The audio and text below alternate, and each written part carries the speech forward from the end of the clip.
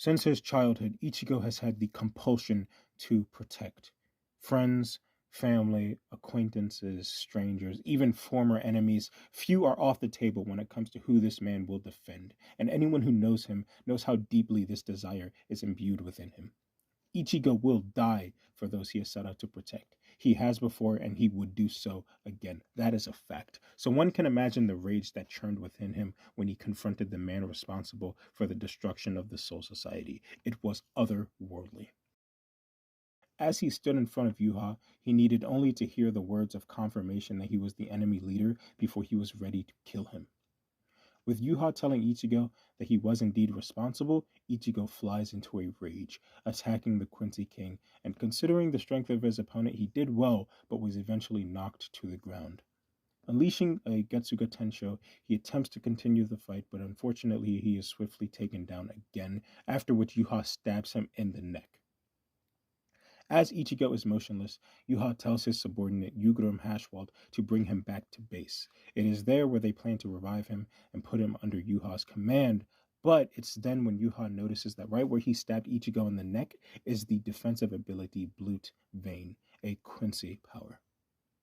Ichigo unleashes a massive Getsuga Tensho, impressively charring the Quincy King's arm. Yuha, needing to confirm his suspicions, charges at Ichigo, using his sword to rip open his sleeve.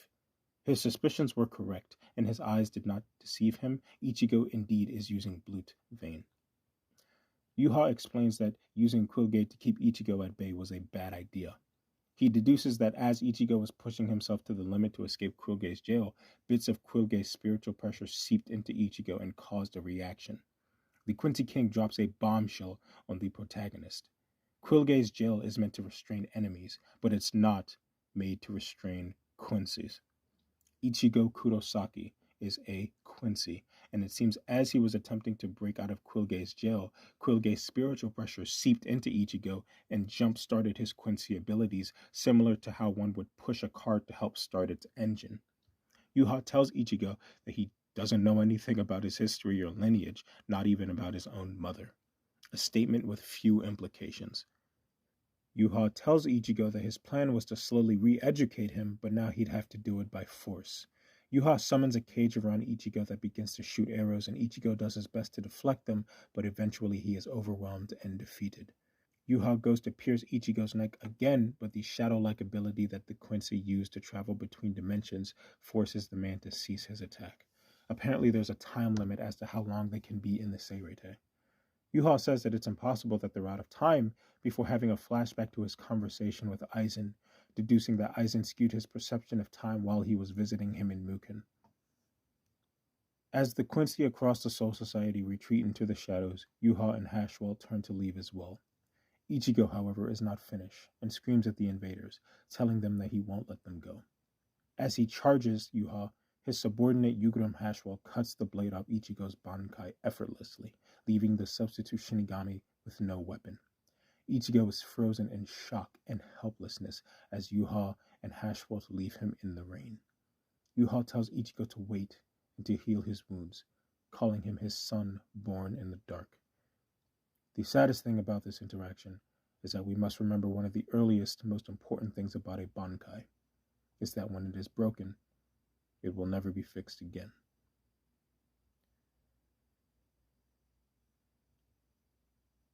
What's up, guys? I am Sentiment, and this is me covering Ichigo's fight against Yuha.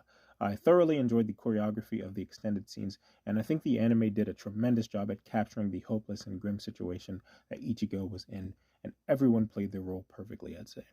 The death of Yamamoto, Shunsui being shot after crying out for him, Ichigo being flat out defeated by Yuha and having his Bankai broken by his subordinate really puts into perspective how outclassed the Shinigami are.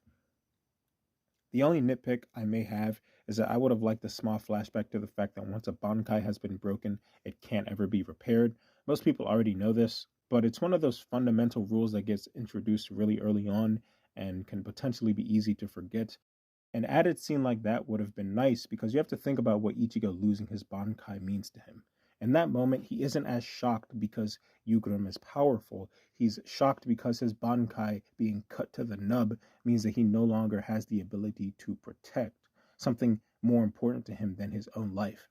And I feel like if implemented perfectly, it could have driven home the severity of Ichigo having his Bankai broken. But as it stands right now, based on his facial expressions, the memory of the viewers, it's a scene that we could easily do without. It's just a small nitpick on my end. Overall, a great episode. Yeah, I am Sentiment. Hope you guys enjoyed, and I suppose that's my cue.